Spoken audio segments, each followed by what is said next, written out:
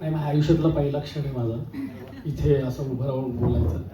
आणि मला खूप म्हणजे गर्व आहे की मराठी साहित्य संमेलनच्या शतकपूर्व संमेलनाचं हे संमेलन गीत मला साताऱ्याच्या बाजूने मांडता आलं.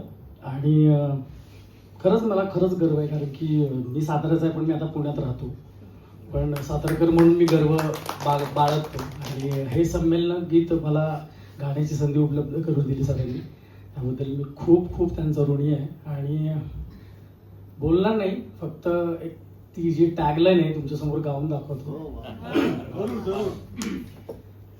हे शतक पूर्व संमेलन साताऱ्याचे, गाणे जणू सह्याद्रीच्या हिरवाईचे.